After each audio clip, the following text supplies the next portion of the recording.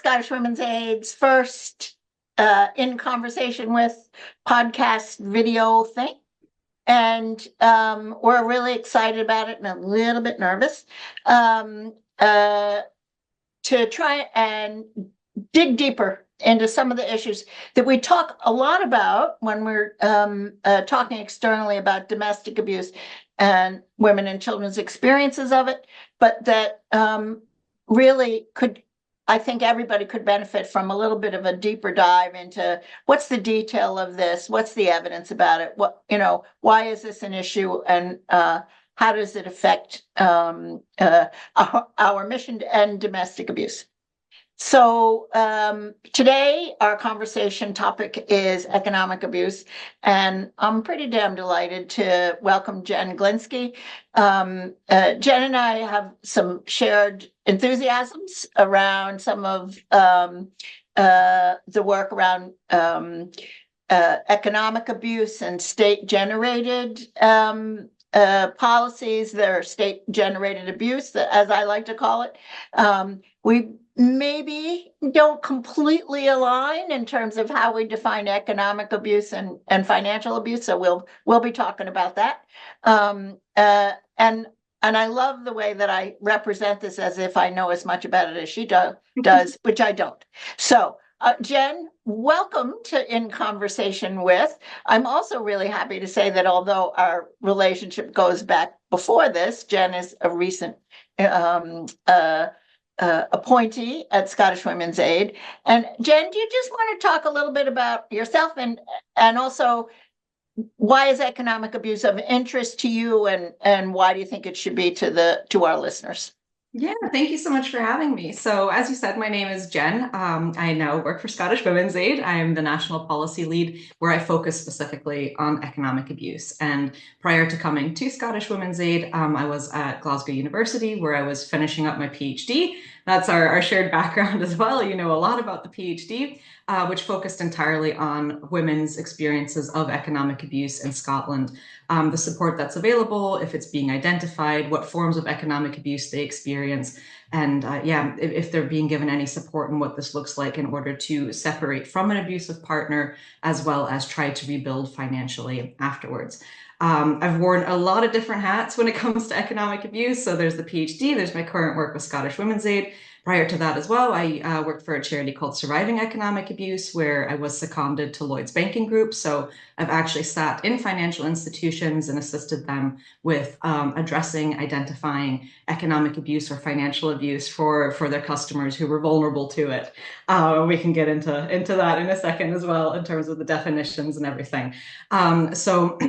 I did that work during the pandemic for Surviving Economic Abuse, where we did see a huge spike in economic and financial abuse occurring just because we were isolated and the way that it manifests. So we can look into that a little bit. But yeah, my interest around economic abuse, I mean, it goes back many, many years now. I volunteered for different women's charities, and I always felt that finances came up.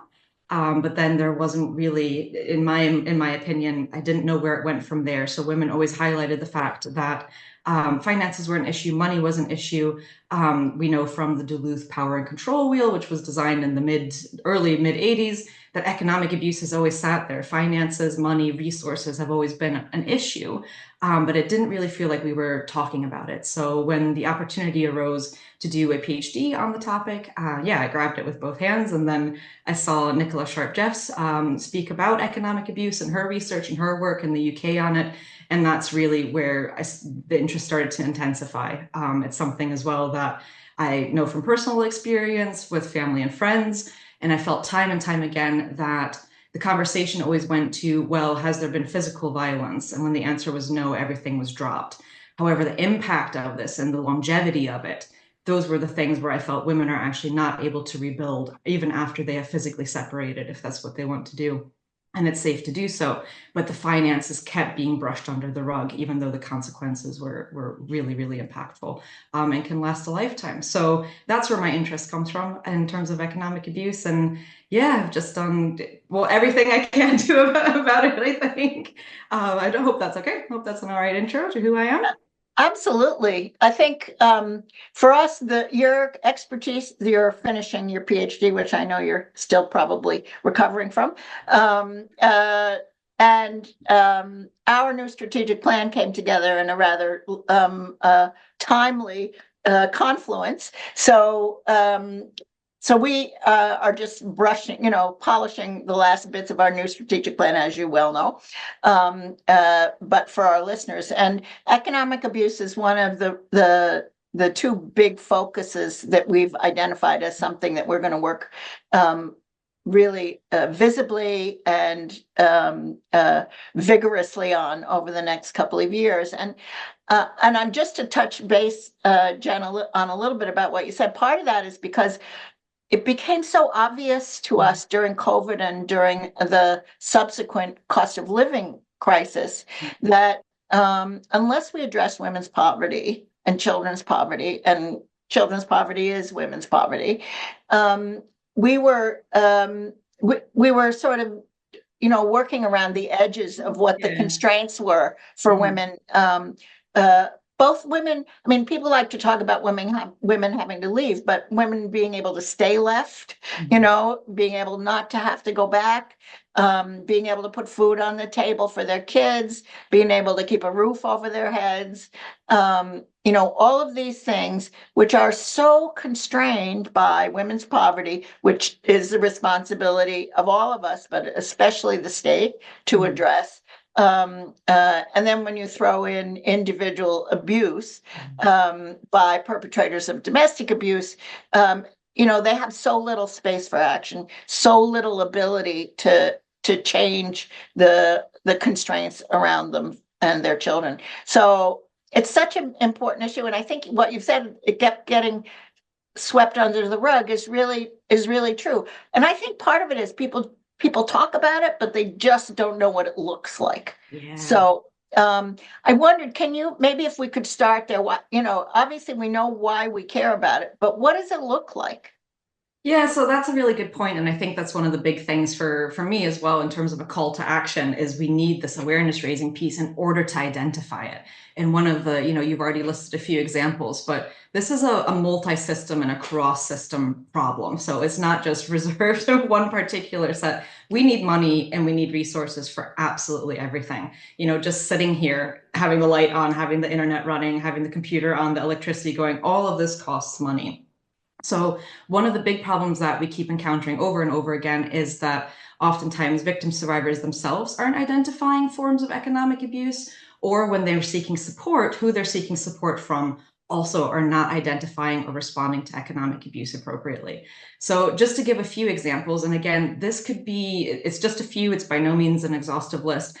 Economic abuse is perpetrated, again, same as other forms of domestic abuse, based on who you are and what makes you who. So it could be, if you are higher income, this might look completely different to you than someone who is, from a lower socioeconomic background. However, there are some very common patterns. So things to look out for is, your partner or your ex-partner takes your pay, doesn't allow you access to your bank account or to the joint bank account. Might also take your pay and then makes you beg for money, or there's other conditions placed around you being given money, and then you're given a very small allowance, which you cannot survive on, or for which you cannot provide for yourself and for your children. A big one that we see is forcing you to take out credit and building up debt. So that could be credit cards, loans, increasing the overdraft on a joint account or on a sole account, and then they do not contribute to the payments of that debt. Other things that we see as well, more behaviors of checking receipts and demanding to know how everything is spent, how all the money is spent. One of the women's in my research said that she would walk through the front door after going and doing the shop, and immediately she had to open the bags, show how she spent it, give him all the receipts, and then he would go over it. And if she had overspent or if she'd underspent, sometimes there would be consequences for that. And that's something that's really important to highlight as well, is that economic abuse doesn't occur in isolation. It occurs alongside other forms of domestic abuse. So usually psychological abuse, as well as emotional abuse, and then physical and sexual abuse as well. We also see refusing to contribute to household costs. So it could be that everything's listed in the victim survivor's name, all the bills, all the payments, everything runs on that. And the perpetrator is refusing to contribute to those costs. Another thing could be on the flip side is that actually all bills, all assets, everything are placed in the perpetrator's name, and the victim survivor doesn't have any access to it. So it could be that the victim survivor is not able to pay it because she does not know where everything lies or who the assets belong to, and who to pay off in that sense. But it could also be the reverse, where all assets are kept in the perpetrator's name, but the victim survivor is responsible for making all the payments. One of the big things, like I already said, that we see is this building up debt deliberately. This is called coerced debt, and that often occurs without the victim survivor's knowledge, so fraud, or without the victim survivor's consent, or the victim survivor is forced into or coerced into or threatened into taking out these forms of debt. And then there's real prolonged consequences when it comes to coerced debt. It's really interesting. I think that one of the things that keeps coming to mind when I heard you talking about all those different things is how much coercive control is reflected in the things that we're talking about, and that it can look really different from one woman to another. Do you know what I mean? Like what you were saying, just the flip side. Maybe everything's in her name. Maybe everything's in his name. The test here isn't one or the other. The test is, to what extent is he able to use those things to control her? Absolutely. Yeah, absolutely. Yeah. So, and for me, part of that is, that's part of, oh, I'm going to use a weird phrase, but that's part of the magic of understanding coercive control, is that you then begin to see so many things that you didn't see before, like both on the micro level. So the minutia of controlling, whether she spent 25 pounds or 26 pounds. And it's not about the 25 or the 26 pounds. It's about having another mechanism for control, right? Absolutely. Yeah. But also the fact that the Scottish government has not done anything particularly seriously about helping women be in the paid labor market in ways that allow them a better independent income, because we know women are much more likely over their lifetime to they are definitely going to have a lower lifetime income, because they get penalized for being mothers, for being domestic abuse survivors, for blah, blah, blah, blah, blah. Yeah. So, but I think it's so interesting, the micromanagement of daily life that coercive control really describes, is financial abuse is just woven through economic abuse.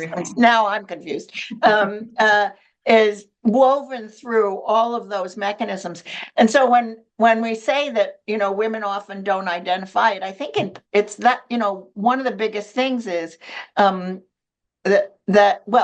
I'm going to ask you to talk about stigma and debt in a minute, but also this whole issue that it's just part and parcel of what the state has done to women for centuries. Do you know what I mean? And Absolutely, so now perpetrators are doing it. Yeah, there's so many issues there to unpack, and I don't think we probably have enough time to unpack all of them. But I mean, things that commonly came up in my research, especially if the women, I had a good variety of participants from different socioeconomic backgrounds. And some of the women who had, in the past or were currently making use of benefits to top up their income, or, to supplement their income, or were unable to work at any point in time and therefore were reliant on benefits. They would say when the economic abuse was occurring, working, they just weren't being paid. Yes. Oh, I know. That's true. Yeah. Carrying responsibilities. Yep. The unpaid labor that we all do. But, they would say that the control and the restriction and, like you said, the coercion around the household finances by their partner, or at that time, their ex-partner,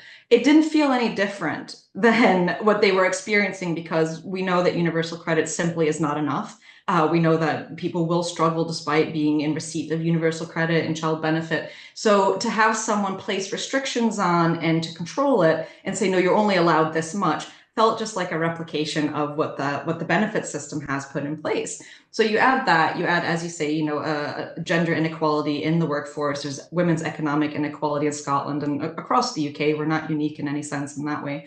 But you look at those in the gender pay gap, carrying responsibilities, unpaid labor, and women are simply used to making do with less.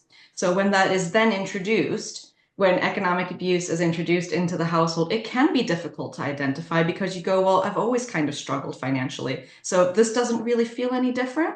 And how would you highlight that? Who would you go to say, well, we're not really making ends meet? There's so much shame and stigma around talking about money as well, where people just go, well, I'm not going to do this. I'm not going to ask for assistance because it looks like my house isn't in order. And that's, there's a lot involved in that as well that we can unpack a little bit. But the thing around the identification, it is so important, but it can also be disguised, not to mention within certain communities.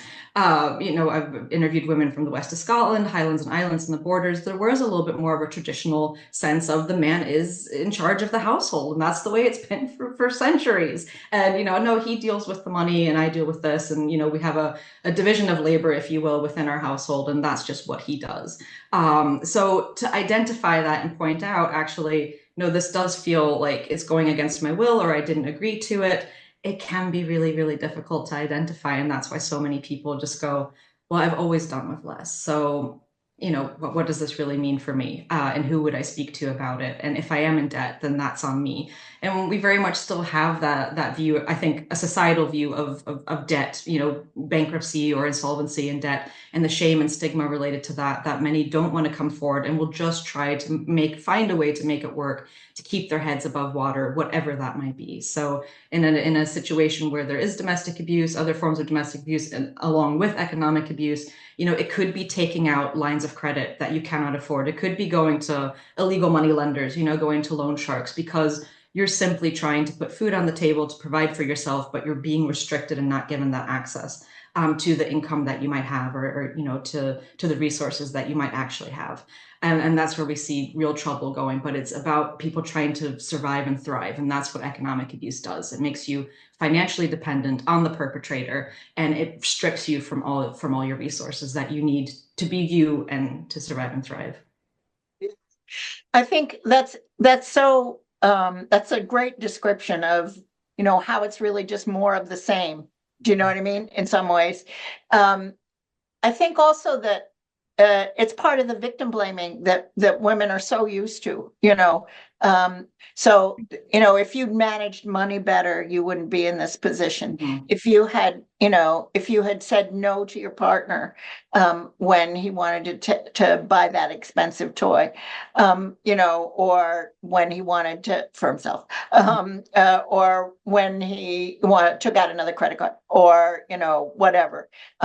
It really is your fault. And I think that adds to the stigma. So then women are at fault, for their failure to actually close the pay gap, when of course none of that's in their gift. So it's it is a bit of a it's a web, really, that blames women for their own victimhood. Mm-hmm.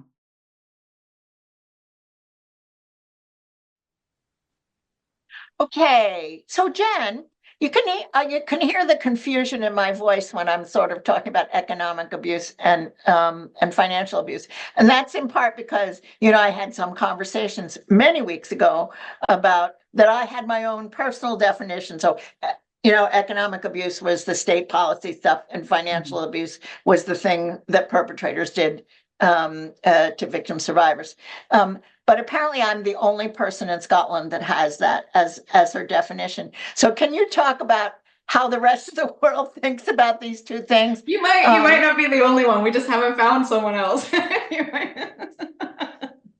So I know there's a lot of confusion around the definitions, and oftentimes on the ground, especially when you're supporting someone who's in need and whose safety is in danger, the definition is neither here nor there, is it? Right? It's about recognizing and providing that support. That's always been my viewpoint on it. So the big thing to say first and foremost is, in terms of Scotland, we don't have an official definition of economic abuse or financial abuse, for that matter. So it's not something, I don't think either of us are right or wrong when it comes to that, because we don't have a definition. So the universally at this point in time agreed upon definition for economic abuse comes from a set of scholars in the US, and it comes from 2008.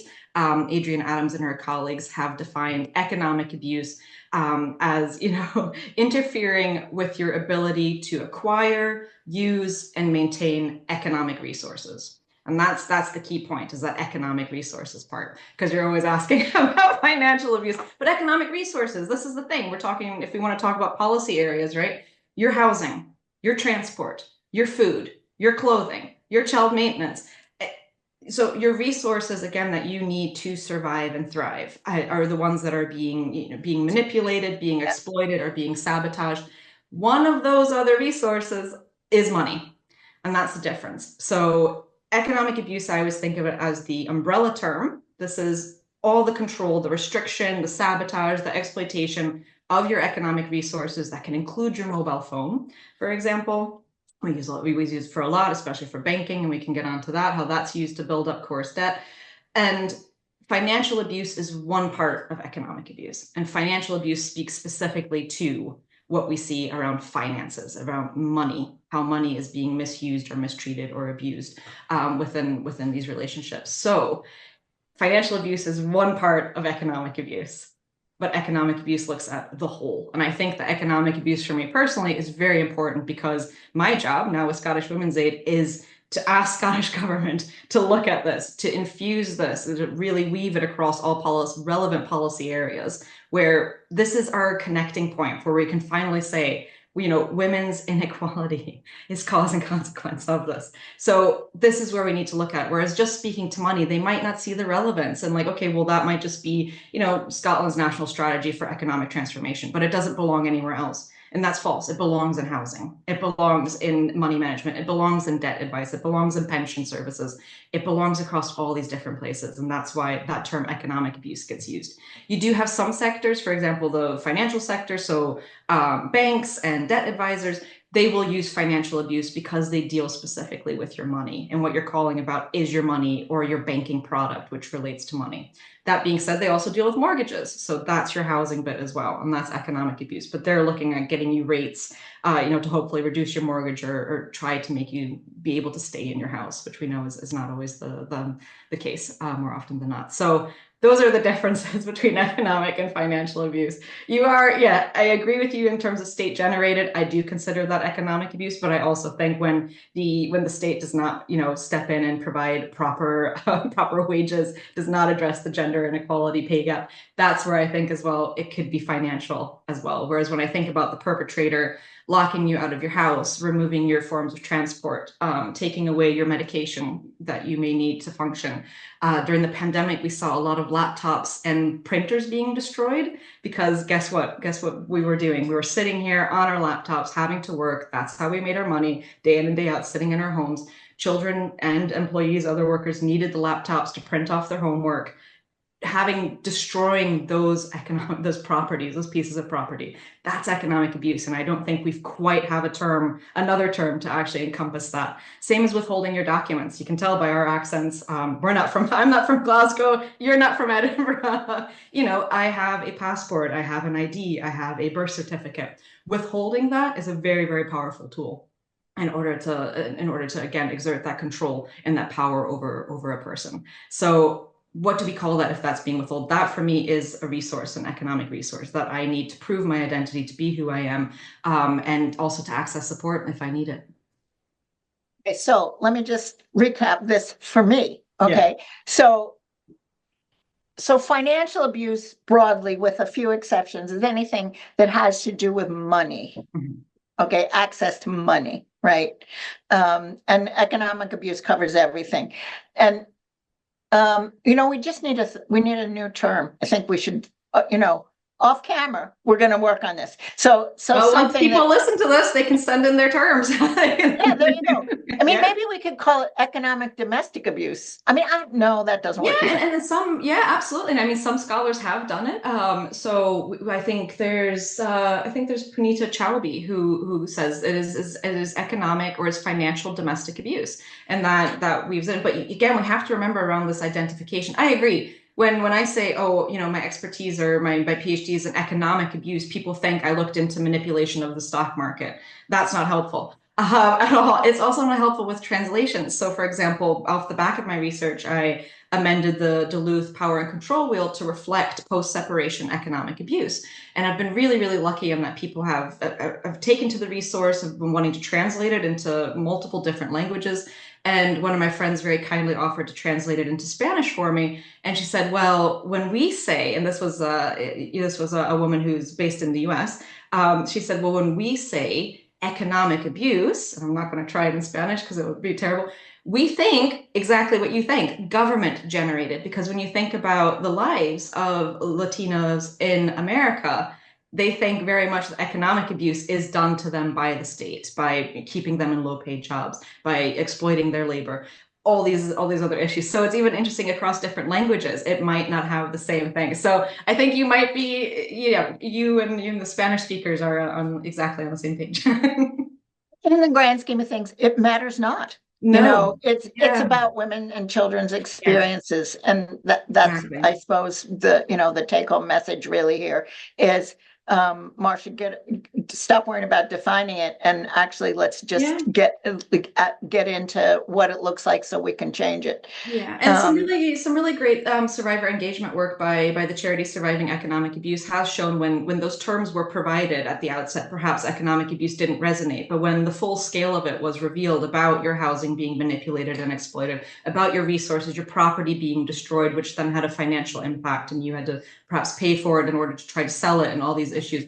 That victim survivors did resonate and go, actually, this was so much bigger than just money.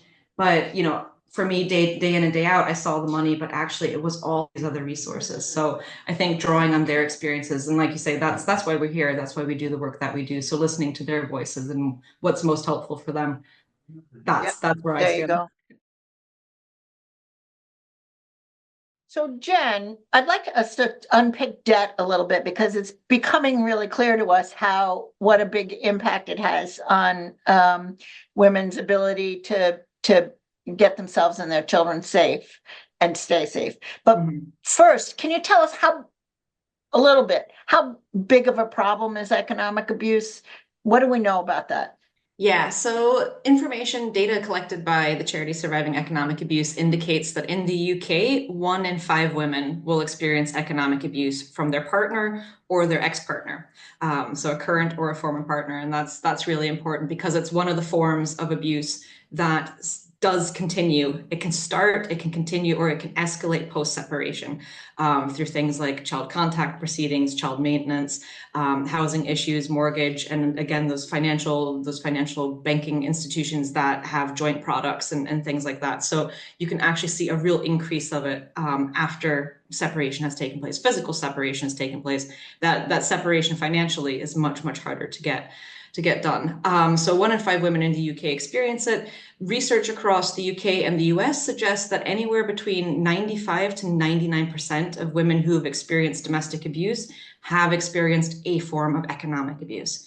So that is when I do training and I speak to people or do information sessions around economic abuse, I'm always saying, if you think that this isn't an issue and you're already working with domestic abuse victim survivors, 95 to 99% is a very good percentile that you want to be in, to think, actually, I'm just going to ask these questions. I'm going to take it a step further and ask about Just money and about assume. resources. Yeah. Let's I assume mean, that it's I'm always a happened. little uncomfortable when we talk about economic abuse as a form of domestic abuse. It just is part of it. It's a bit like saying coercive control is a form of domestic abuse. Well, Yes. in our experience, all domestic abuse is coerced. Yes, Do part you and know what I parcel. mean? Yeah, So absolutely. And again, I mean, the 95 to 99% is it's again a very not a comfortable level, that's the wrong way to say it, but if you're worried about, this may or may not have happened to this person, starting from that place that it probably has, go with that assumption and work backwards. But as with all forms of domestic abuse, we don't actually know the true rate of it because reporting rates are low.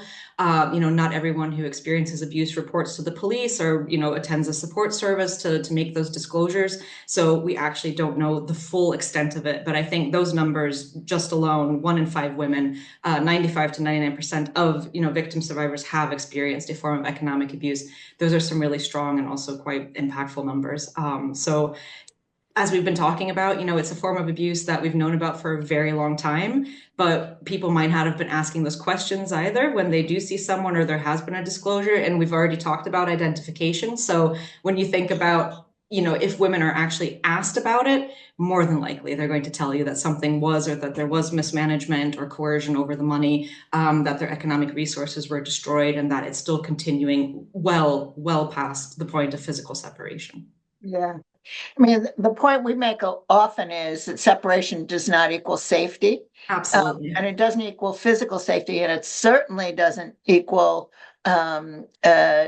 emotional, financial, economic, Absolutely. safety. So, Yeah. yeah, And absolutely. that's a big thing, and that's a big takeaway for me as well, is and something I tried to draw out in my PhD research, is the connection between economic abuse and risk. We just don't see it. It's not being considered a very risky or at-risk behavior. And that's something that desperately needs to change, because one of the impacts of economic abuse is that it creates this barrier to separation.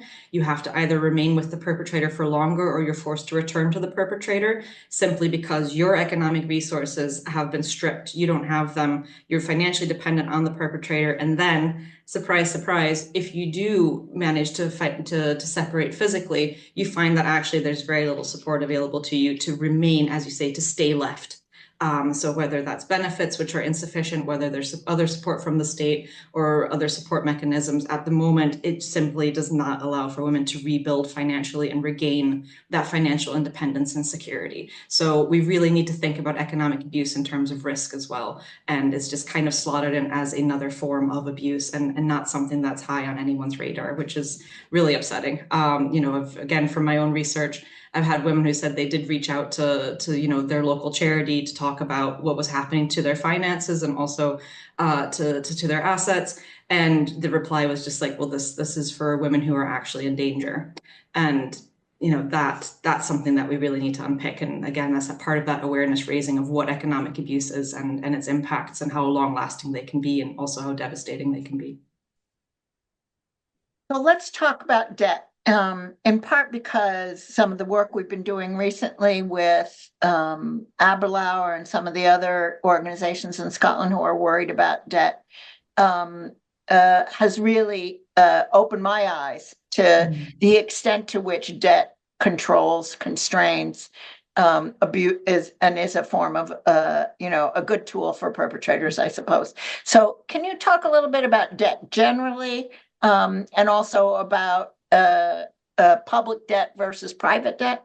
Yeah, so as we touched on a little bit earlier, in terms of debt itself, so we call it coerced debt. This is debt that either has been taken out fraudulently, so without your consent, without your knowledge, behind your back, as it were, a credit card taken out on your mobile phone, or a loan extended, or an overdraft extended without your knowledge. Or it can also be a situation where you have done it, but again, you have been coerced. So the victim survivor has taken out the debt, but you have been coerced or threatened or forced into doing it.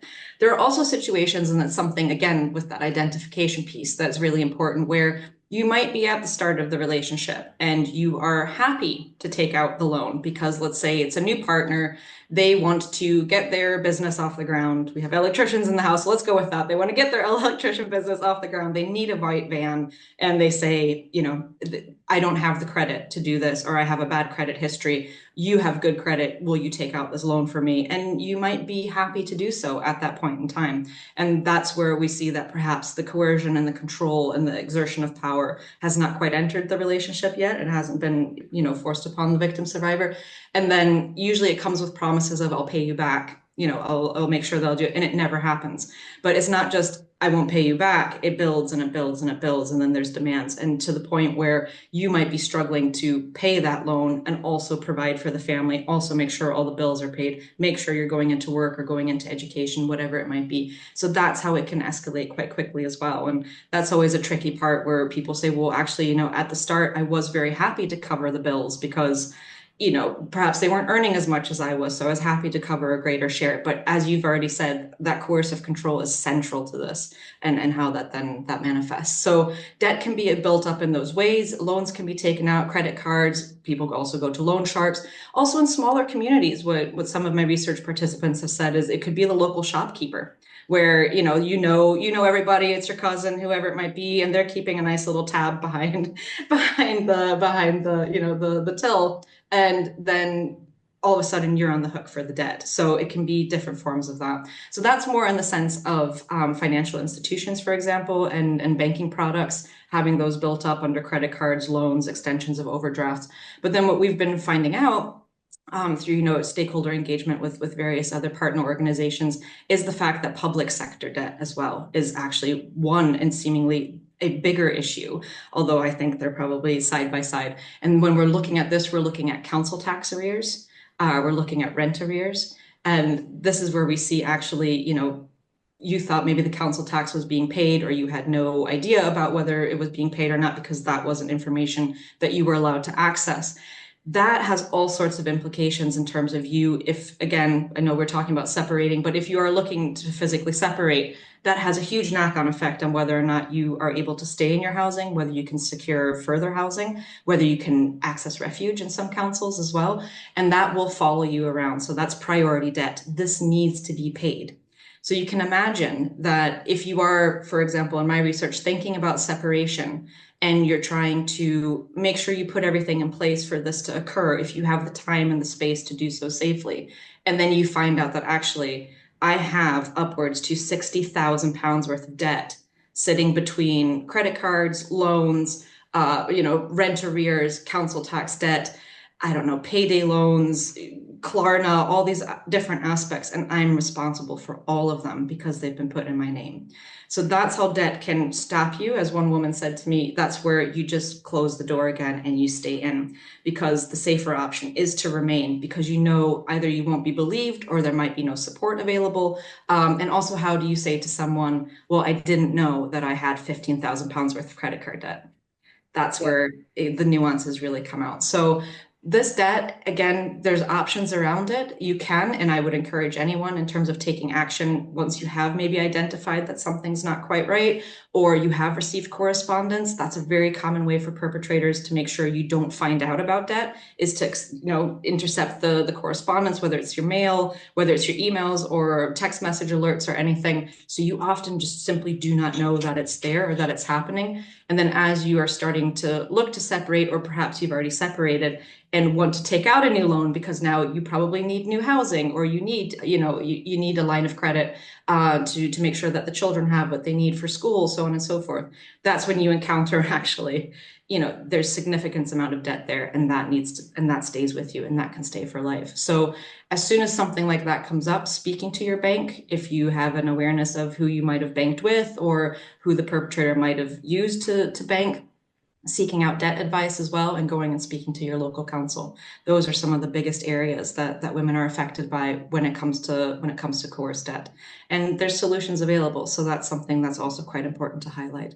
But the big thing is that you can also file for bankruptcy. But again, some women have said actually all the restrictions that are put on bankruptcy or insolvency, as in Scotland, it mimics, again, that restriction and that control from the perpetrator, because your bank account gets removed and it's really hard to come back from bankruptcy, including if you're able to access employment. If you file for bankruptcy and you work in certain sectors, a background check gets run and you might never be able to work again in the sector that you have qualified for. So this is a way that economic abuse doesn't just occur in the relationship, but the impact keeps going and keeps going and keeps going, and then builds on the long term as well. So for a woman to get help from a bank or from somebody else who's holding a lot of debt that somebody has or she has identified was actually coerced debt and as a result of domestic abuse, does she have to disclose that she's experiencing domestic abuse? It really depends on the financial institution and who you're going to. So there is the UK Finance, which is the governing body over financial institutions in the UK. They are aware of financial abuse and have a code of conduct around financial abuse. Whether or not every employee within a bank has seen it, it's also a voluntary code, so it can be hit or miss. They're supposed to, but oftentimes a little bit more information around the disclosure can be helpful. So if you can imagine, just if we empathize with the banks for a second, they are defrauded on a daily basis. So someone calling in and saying, I didn't know I had this loan. Okay, they need to do they need to work on their end as well to verify this. You and I both couldn't do this if we called in and said, oh, this transaction on my card's not mine. Like we will have to provide a little bit more information around it. Hopefully, if they have been trained, if they're adhering to the UK Finance Code of Conduct, they will be very sensitive about it. They might have a specialist team, a specialist domestic and financial abuse team, always worth asking. Also, you can say that it's a private matter and that, there are other circumstances around it. But that's the key. A lot of people don't get in touch saying, I have experienced financial abuse and I want you to do something about it. People get in touch saying, I just noticed there's payments on my card or that there's debt and I have no awareness of where this has come from. Like, can you help me figure that out? And what are the next steps?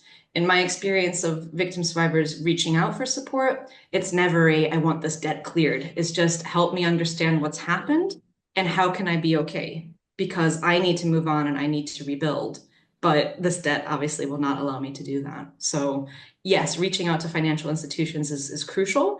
There's also pilots that are on the go, such as the Economic Abuse Evidence Forum, where if you do have debt and you're working with a debt advisor who's part of the pilot, that form can be filled out and then you're only disclosing once and it gets sent to all your creditors, but it's at pilot stage. So there are mechanisms to do this so that you wouldn't have to repeat your story, but providing as much detail as you're able to would probably be ideal to help people understand your situation as well, because they need to do the work on their end as well, which is unfortunate, but yeah, that's where we are. One of the ways maybe we can help with this is helping women understand that there is help out there, and there's no promises that you're going to get it. But as my mother used to say in New York, you don't ask, you don't get. Yeah. So, but also helping with a script. Do you know what I mean? Yes. So these are the kinds of things that they're going to want to know.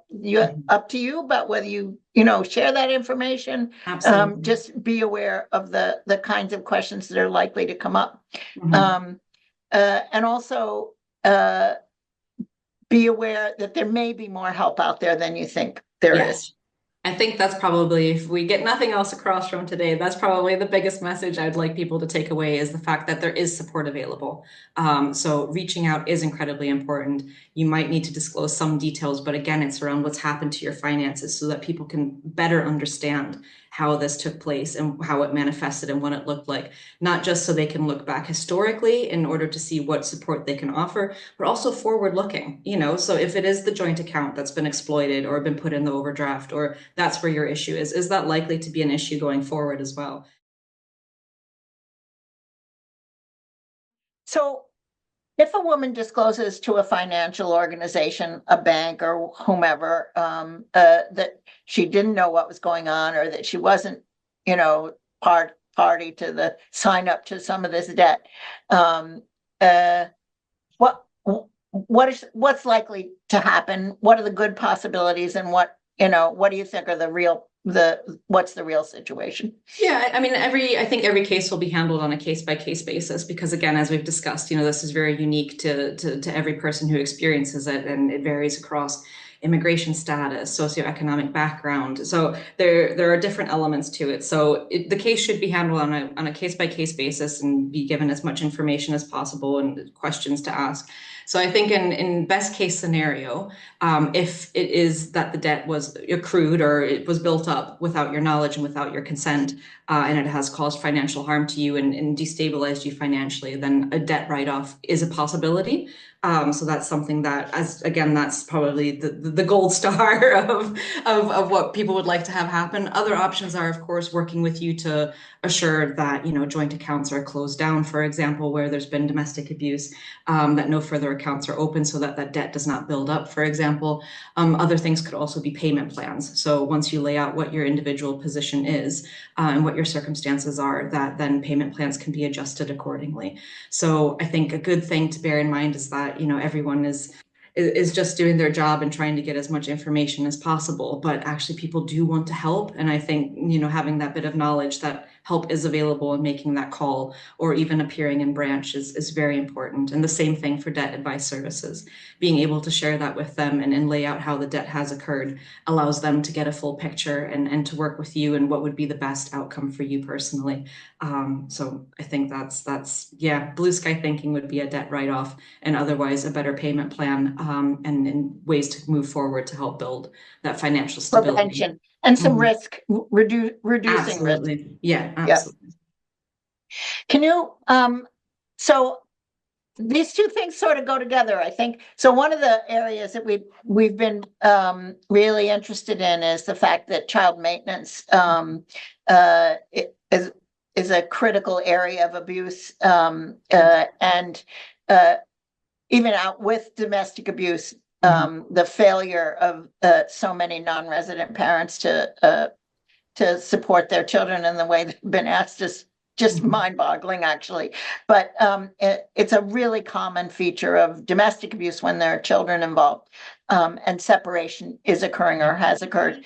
So can you talk a little bit about what some of those other elements like child maintenance and of public debt are, but also in particular, what does this look like if you're a child? Yeah, absolutely. So again, if hopefully we can share the resource, but on the amended wheel where there's post-separation economic abuse, and to have to say they both apply the same, like all the tactics are really the same within it, whether you're in the relationship or you've physically separated in that relationship. But one of the segments of the wheel is how children are utilized, or yeah, that's a terrible term, but how children are used to, again, facilitate that economic abuse. And, we know in Scotland that children just don't witness it, they experience it as well. So child maintenance is listed on there. Child contact proceedings as well are listed on there. There's a long line of vexatious litigation against the victim survivor, keeping her in court, depleting those economic resources. That's a whole nother ballgame. We would probably need a whole nother session for that. But when it comes to children in particular, as you can imagine, if you're unable to provide essentials, and that's part of what economic abuse is, as I said, limiting the resources that you need to survive and thrive, that applies to children as well. So research has shown time and time again that food has been withheld unless the victim survivor is given into certain demands, that money or small allowances which are given are not sufficient enough to provide for children as well. So cutting things like any kind of after school activities, not being able to afford school lunches or giving the children school lunches as well, which will then have an impact on their mental and physical health as well as development. Limiting their access to education. So if mom is struggling or is constantly needing to go to appointments or is constantly involved in litigation with the ex-partner, that oftentimes that can interfere with children's stability and well-being as well. And then also what we're looking at, and these numbers will be of no surprise to people who live in Scotland, is you're often then a single parent. You live in a single household, and we know from our stats in Scotland that single parent households are predominantly living in poverty. And that is, we say single parent or lone parent, but we mean women, we mean mothers. So we do see that children will experience hardship and poverty throughout the relationship, as well as with the escalation of economic abuse post-separation can be extended. And that's where we see a lot of, as I said, poverty, hardship. And when there's nowhere to go, especially if you think about women with no recourse to public funds who will not have access to benefits, will not have access to social housing necessarily, then children are also looking at not just poverty, but destitution, homelessness, and in some severe cases, deportation as well. So that's the picture that's being painted. And again, when I talk about this, it's the fact that children are used in order to facilitate that. And there's also more subtle forms as well, where, for example, dad might spoil the children. And then there's a huge contrast between what they have at dad's and him then refusing to pay child maintenance, and then what they have at mom's. Mom might be living in council housing, dad might have kept the 5-bedroom mansion. And then there's that contrast there. So the emotional toll that can take as well, and then sort of pitting the parents against each other. That's what we see quite commonly happening over the finances and resources. Grim picture. And I think, I think there are tools for making things better, improving protection, and improving the system's response and risk assessments across the piece. But God, there's a lot of work to be done. There really is. And I mean, child maintenance is a great example. There's, I don't know how many millions missing from the child maintenance system because of absent parents. And again, if we gender that, it's absent fathers who are refusing to pay or are paying, in small increments. Again, from my research of women, we're saying that, how much that destabilizes them and the children as well. So if you're already trying to make things work on a shoestring budget, you might be in precarious employment, you're taking care of children, you might also have other caring responsibilities. knowing whether or not that money is going to be forwarded or not does make the difference oftentimes in a month between eating and heating and all these things that we've been talking about with the cost of living crisis, but have actually been happening to victim survivors who are experiencing economic abuse anyway. So it's just replicating that. But the way that it's very clever that the abuse can continue within that, sending the child maintenance payment, but putting an abusive message in the payment reference, paying 1p at a time, all of these things, it's not just that's happening. It's not just things that are happening to the mom, it's happening to the children. You are directly causing this instability and this suffering because of what you're looking to do through those payments. So it's one way, but like we said, the legal system, there's all sorts of other systems as well. Like I said, we could probably spend all day talking about it, but just the amount that child poverty could be alleviated by collecting child maintenance and making sure everyone pays what they're due would be massive. Absolutely.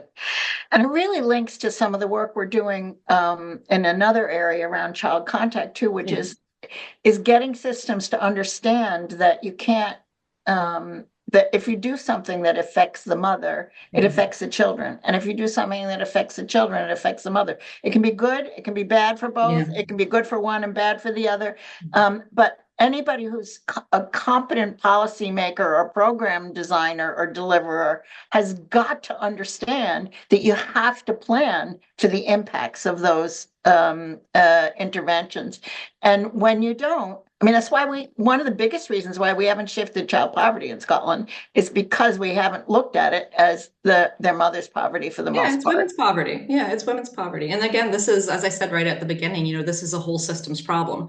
It's not just something where we say, oh, when we're looking at equally safe, this is where we're going to embed this. It's not going to do the trick. So things like, the National Strategy for Economic Transformation, looking at housing, looking at child maintenance, all of these issues, they intersect in such a way that, policy is nothing but the papers of our day-to-day lives and how we live our lives and the structures around it, which will allow us to do so. So money works through all of that. Our right to housing works through all of that, but we seem to think of them in different silos. So I think a coordinated approach to policy and having these work streams all align and realizing that it's not just policy, it's people on the ground as well. So financial institutions, to their credit, are doing a huge piece of work on this. They're the ones that I can probably say, unlike other places that hold the public debt, for example, are actually identifying this and have a program of action and a financial abuse code of conduct.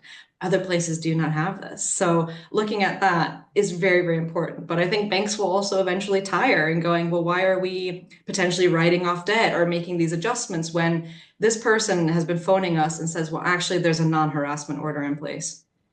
And that's how we know they have the language and they are experiencing domestic abuse. But for some reason, judicially, nothing's being done about that. How, they all need to link up, and maybe at the moment they're not really speaking to each other in such a way. So I think that's why our work going forward, not just with financial institutions, but with Scottish government, with children's charities as well, and looking at how all of these issues link up and trying to promote not just women's economic equality across the piece, but with that also children's economic equality and their right to live free and to grow and to prosper in Scotland. Survive and thrive, as you say so eloquently. So this is a big part of our work plan coming up for the next few years, clearly working on economic policy with the Scottish government, clearly working with COSLA and local authorities, trying to get some kind of a acknowledgement and understanding about their role especially in terms of council tax arrears and rent arrears, etc. Working with our allies like Aberlour and Financially Included and across the piece. So it's a massive piece of work. It will not be fixed in a minute. No. But it is so important for us to understand the human side of this, I think, which you've described so eloquently, which is, how do children feel when all of these things happen to them? And also, how does our system continue to allow women to be responsible for children and for their own victimhood and fail to shine the light on the actions of the perpetrator, whether the perpetrator in this case is an individual abuser or the state. So I guess I'm just really grateful for this time. I have one last tough question. Okay. So, and that is, if you're a woman and you're listening to this, or you're somebody who's listened to this and you went, oh man, my sister, my daughter, my mother, my neighbor, my friend needs to know about this. Um, so, and you think that, you maybe need to do something about this situation in your own life. What should you do? First of all, it all depends on safety. So like I said, experiencing economic abuse is related to risk and to safety as well. So depending on, of course, if you yourself have now identified something within this, or if you have perhaps identified someone else, I think the actions are probably very similar. So if you do have an communication and contact with that person, reach out to them. Maybe say, I've learned a little bit about what's going on here. Can we have a talk, a cup of tea?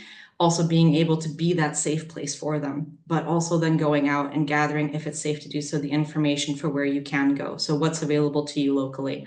If you do feel like maybe a banking product, like your sole account or your joint account, that something's happened, or you know what, you might just sit there feeling like something is not quite right and I've not been able to put my finger on it. Speak to your bank. There's a variety of different ways that you can reach out to them. If you're comfortable explaining the situation, explain the situation. You might go in with a specific ask as well. If it's better to go in branch, there are still thankfully a few branches open that you can go into. Go and speak to them. If you're already speaking, or if you're already in touch with other support services, mentioning it to them as well. You can also report to the police, because again, this is something that, as we say, does place you at risk, and it's something that can continue for a very long time and affect your and your children's lives moving forward in order to rebuild. So reporting to the police, seeking additional support from your local women's aid, as well as looking out debt advisors if there's something. You also might be able to look at, if you're employed, what your employer might be able to offer. So a lot of them do have domestic abuse policies. Financial or an economic abuse may or may not be included in that, I know, but people are starting to come to it. Shell, for example, one of the biggest companies in the world, has finally, corporations, has finally said, we have revamped our domestic abuse policy, and now we recognize this, and we give people that time and space off. We give them money to secure, to access housing. So it's starting to trickle. But you being armed now with that knowledge of this is something, and it's not just you being bad with money. It's not just you having missed a payment, but understanding that this is something. Know that there is support available, and know that you can speak to others. If, again, you're someone who's supporting someone, have that conversation. It can be difficult. I know money's tricky. People feel really uncomfortable. Growing up, people are always like, there's a few things we don't talk about at the dinner table. It's politics, religion, and money. I think they're probably still the same three, but it's okay to have those conversations and ask those difficult questions if it's done in a safe and delicate manner. But knowing that this is something and that there is support available, and to keep going, that's the most important part. The only thing I would add is, if you're feeling like you want to tell somebody, but you want some help or some support, your local women's aid is probably the best place to start, or you can call our helpline. And they're not financial experts any more than we are. No. We are, but they're really expert at listening, at believing you, and at helping you identify some resources in your local area that can help you. So you're not alone. We're all figuring this out together. But we are very well aware that there are things out there that can help you, and that we're working really hard to change it. And we'd love to know if you found this podcast helpful. So my final words are, Jenn Glinski, that was absolutely brilliant. Oh, thank you. I'm just so delighted and impressed with Scottish Women's Aid that we managed to get you on staff. And, well done, yeah. And thank you for also being willing to be the guinea pig for our very first in conversation. And we will, of course, be talking more about our work as we go forward. And I think that's us. I don't have anything more to say, believe it or not. And Thank you very much for listening, everybody.